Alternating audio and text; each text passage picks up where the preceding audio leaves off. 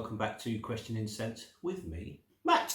Okay, good afternoon, and today I'm going to talk to you about a sample I've had that I've been testing for a while and something I've been really keen to try. So I've actually been quite grown up. I've not blind bought it.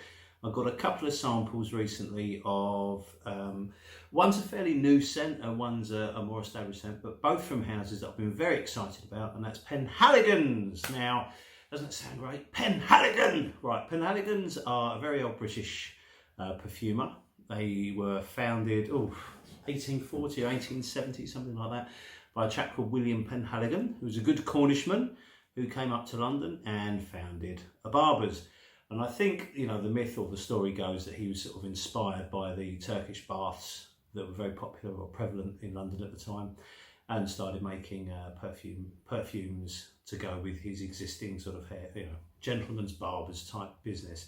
And Penhaligons have been around for a long time. They're not owned British anymore. I think they were bought out by the Spanish giants Puig, who I insist on trying to pronounce as Puig, but I'm reliably informed that it's actually Puig. So Penhaligons are no longer this sort of unique, solely British company. I think they were owned by Trumper or GOF. Trumper had them at some point. So there's a, you know, either way, there's a rich history. The first one I wanted to try was probably their latest release, which is called Cairo, and I bought a decant of it. And let's go through it and see what you get. To be honest with you, this is quite addictive stuff. I've been ploughing through this because it smells quite heavenly.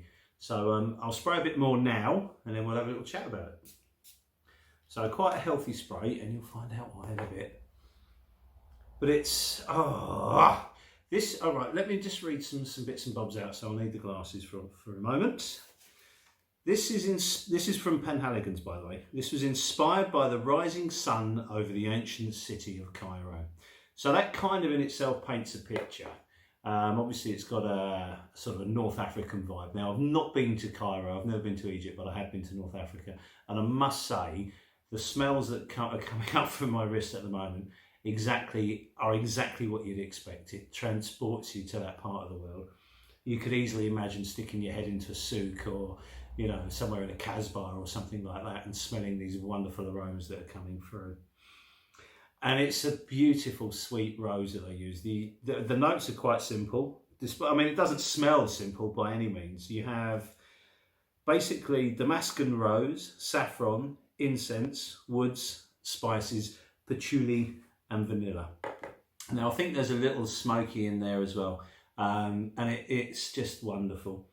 And the key to this is the Damascus rose, which has been sort of, you know, grown for centuries, and it's been used in perfumery for a long time. It's also used in tea, it's also used as a sweetener, and it's grown purely for the fragrance of the plant. It's an incredibly strong rose. So it's not just your normal rose, it's a Damascus rose, and it does smell amazing. It's so sweet. It almost reminds me a little bit of Maison Francis Coeur de Jean's Oud. I always get Oud Satin Oud and Oud Silk Oud mixed up. It's the sweeter one that it smells very much like, and in the opening, it really does smell like it.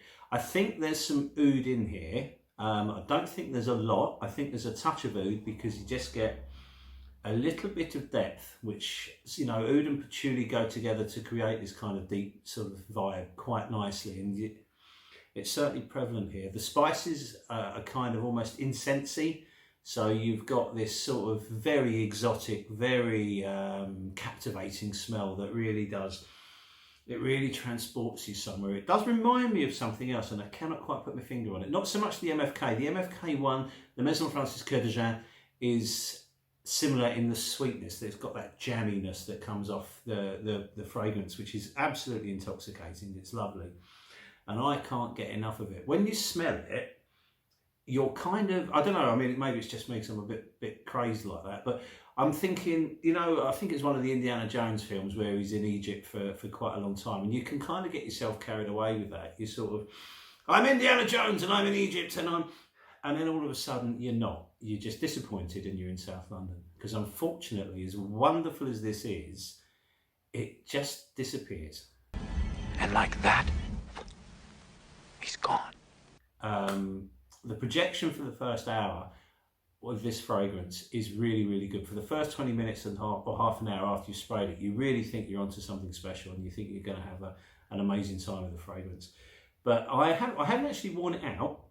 What I do is I tend to, when I'm sampling something new, I tend to wear it at home a lot. So I wear it sort of in the evenings and chill out around the house with my family and sort of get to know it a lot better that way. And I've noticed that the performance, maybe I'm hoping it's just me, because this is such a wonderful, wonderful fragrance, that other people will enjoy it a lot better than I am. Because after a couple of hours, it's so faint. And when I go to bed, you know, if I wake up in the morning, there's absolutely no trace of it. And that doesn't matter how much I spray it. If I spray a lot or a little, it just disappears. And, you know, I've only got a 10ml bottle, a 10ml decanter there, and I've, you know, dented it quite a bit. Now, this would, if this was a sort of a much stronger fragrance, it would last a lot longer than this, because I'm constantly having to top it up, which I find very, very annoying. Now, I don't know the exact figure on this from Penhaligon's at the moment, but I'll get Rich to put a link up or put a price up on it.